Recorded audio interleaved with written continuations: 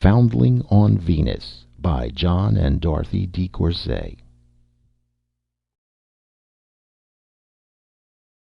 The foundling could not have been more than 3 years old, yet he held a secret that was destined to bring joy to many unhappy people. Unlike Gaul, the north continent of Venus is divided into 4 parts. No Caesar has set foot here either, nor shall one, for the dank, stinging, caustic air swallows up the lives of men, and only Venus may say, "I conquered." This is colonized Venus, where one may walk without the threat of sudden death, except from other men.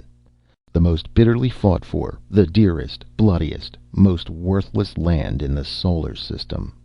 Separated by men into east and west at the center of the twilight zone, the division across the continent is the irregular, jagged line of Mud River, springing from the Great Serpent Range.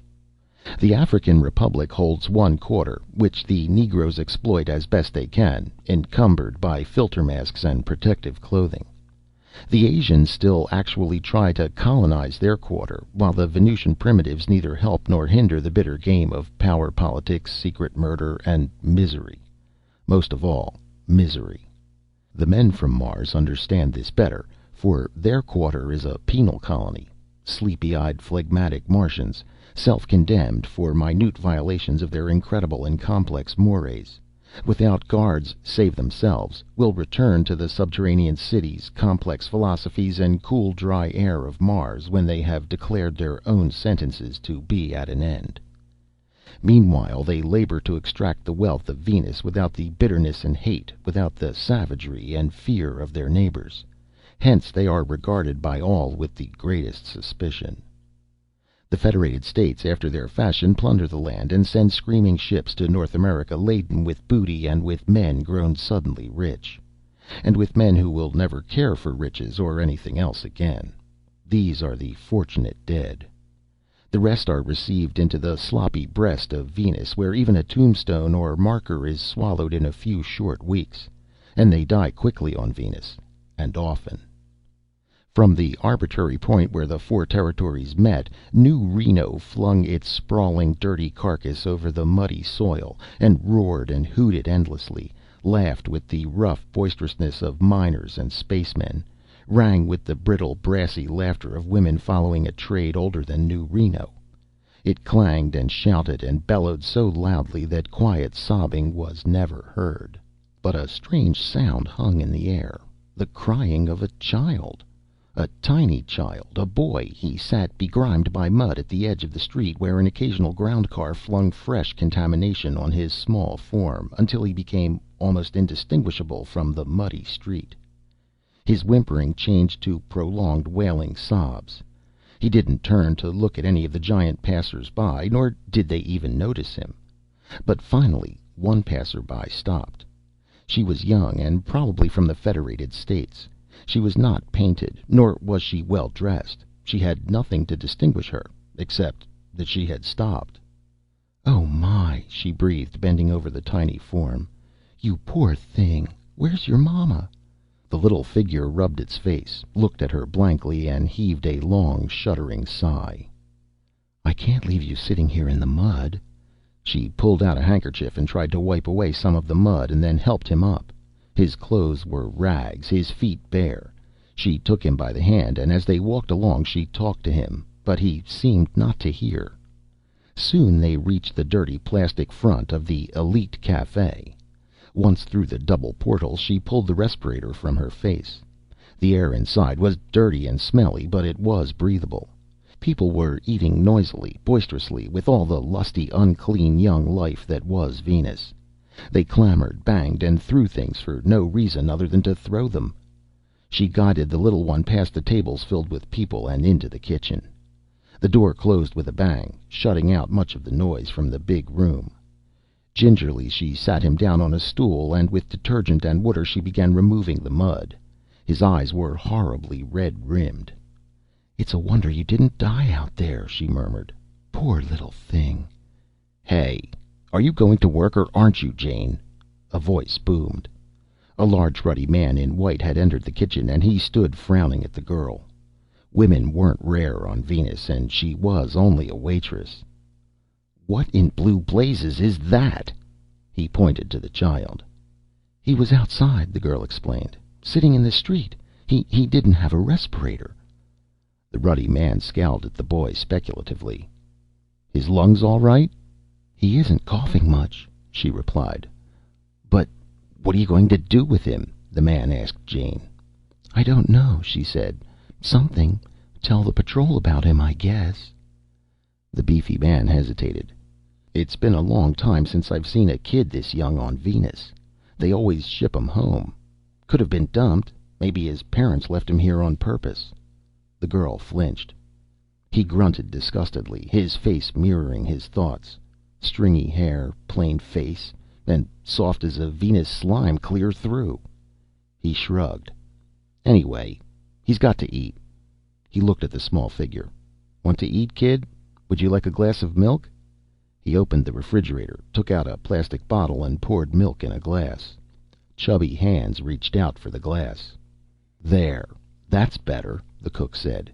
"Pete will see that you get fed all right." He turned to the girl. "Could he belong to someone around here?" Jane shook her head.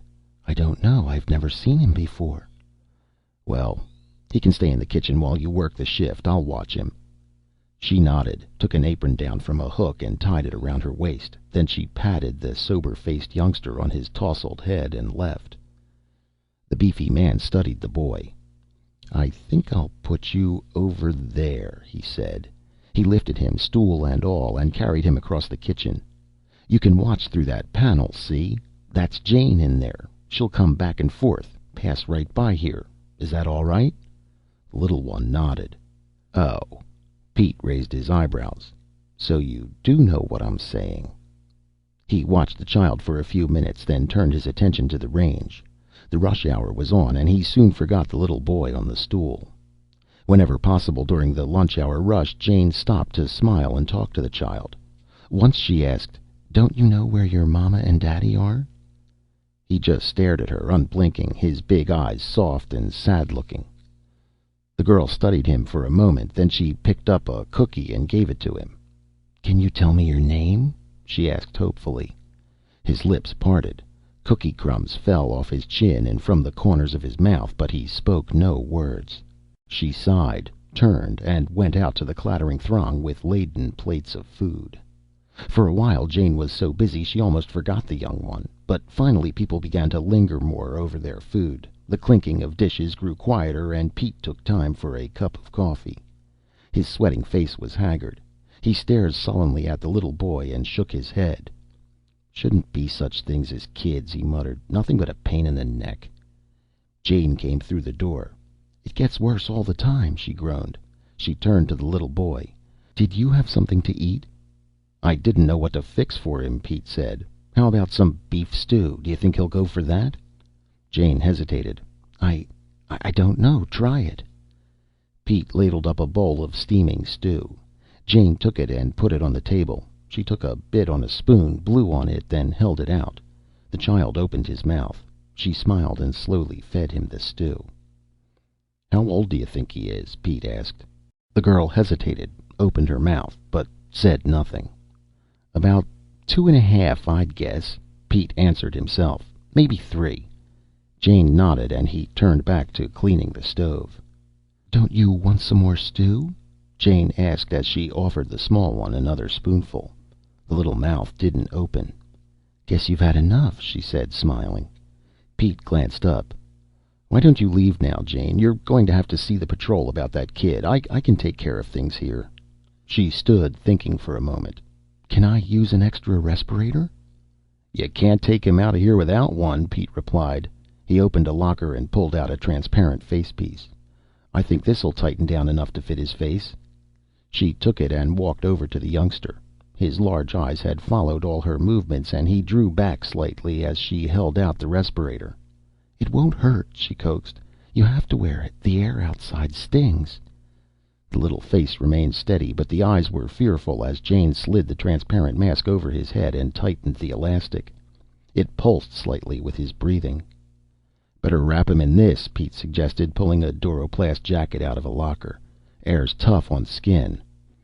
The girl nodded, pulling on her own respirator. She stepped quickly into her Doroplast suit and tied it. "Thanks a lot, Pete," she said, her voice slightly muffled. "See you tomorrow." Pete grunted as he watched her wrap the tiny form in the jacket, lift it gently in her arms, then push through the door. The girl walked swiftly up the street. It was quieter now, but in a short time the noise and stench and garishness of New Reno would begin rising to another cacophonous climax. The strange pair reached a wretched metal structure with an askew sign reading El Grande Hotel. Jane hurried through the double portals, the swish of air flapping her outer garments as the air conditioning unit fought savagely to keep out the rival atmosphere of the planet. There was no one at the desk and no one in the lobby. It was a forlorn place, musty and damp. Venus humidity seemed to eat through everything, even metal, leaving it limp, faded, and stinking.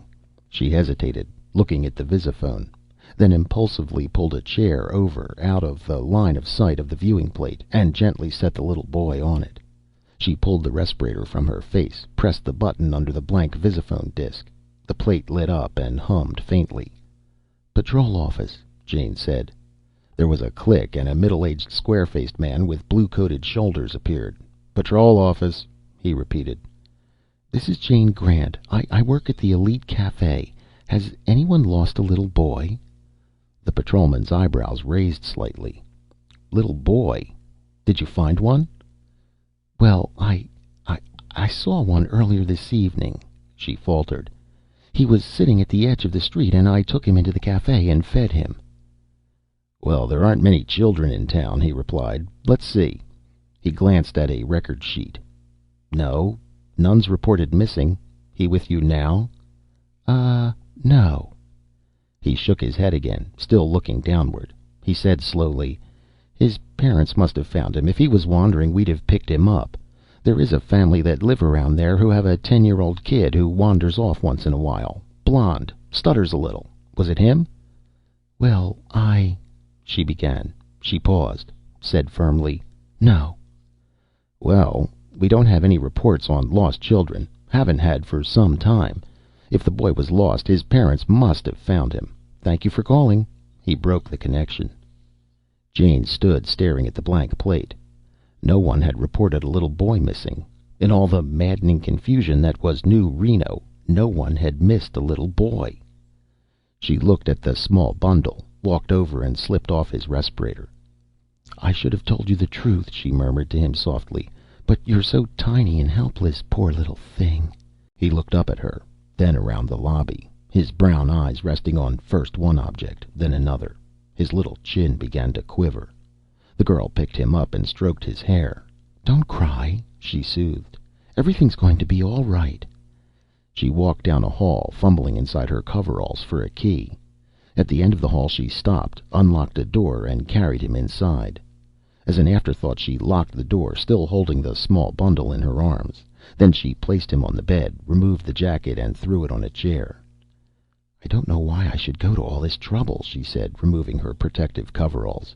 "I'll probably get picked up by the patrol, but somebody's got to look after you." She sat down beside him. "Aren't you even a bit sleepy?" He smiled a little. "Maybe now you can tell me your name," she said. "Don't you know your name?" His expression didn't change. She pointed to herself. "Jane." Then she hesitated, looked downward for a moment. "Jana, I was called before I came here." The little face looked up at her. The small mouth opened. "Jana." It was half whisper, half whistle. "That's right," she replied, stroking his hair. "My, but your throat must be sore. I hope you won't be sick from breathing too much of that awful air." She regarded him quizzically. "You know, I've never seen many little boys. I don't quite know how to treat one. But I know you should get some sleep." She smiled and reached over to take off the rags. He pulled away suddenly. "Don't be afraid," she said reassuringly. I wouldn't hurt you." He clutched the little ragged shirt tightly. "Don't be afraid," she repeated soothingly. I'll tell you what. You lie down and I'll put this blanket over you," she said, rising. Will that be all right?" She laid him down and covered the small form with a blanket.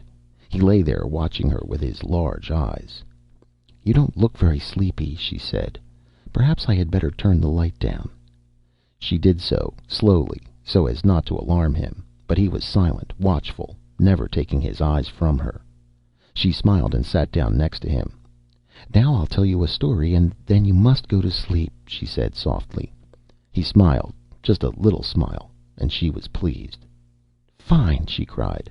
"Well, once upon a time there was a beautiful planet, not at all like this one. There were lovely flowers and cool running streams, and it only rained once in a while. You'd like it there, for it's a very nice place. But there were people there who liked to travel, to see strange places and new things, and one day they left in a great big ship." She paused again, frowning in thought. "Well, they traveled a long, long way and saw many things. Then one day something went wrong." Her voice was low and soft. It had the quality of a dream, the texture of a zephyr, but the little boy was still wide awake.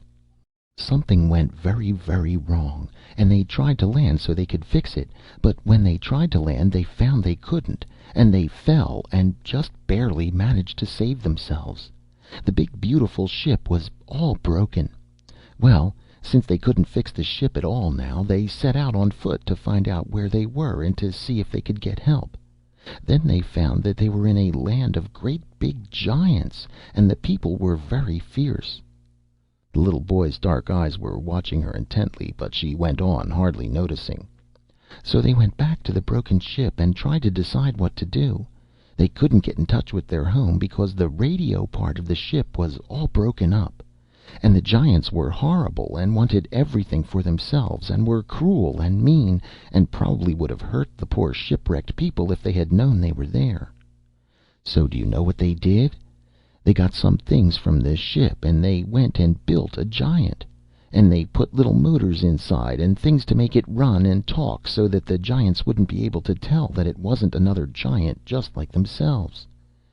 She paused, straightening slightly. "And then they made a space inside the giant where somebody could sit and run this big giant and talk and move around, and the giants wouldn't ever know that she was there. They made it a she.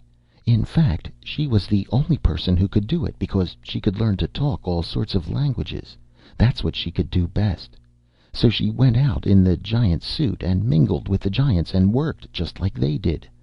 But every once in a while she'd go back to the others, bringing them things they needed. And she would bring back news. That was their only hope. News of a ship which might be looking for them, which might take them home." She broke off. "I wonder what the end of the story will be," she murmured. For some time she had not been using English. She had been speaking in a soft, fluid language unlike anything ever heard on Venus. But now she had stopped speaking entirely. After a slight pause, another voice spoke. In the same melodious alien tongue, it said, "I think I know the end of the story. I think someone has come for you poor people and is going to take you home." She gasped, for she realized it had not been her voice.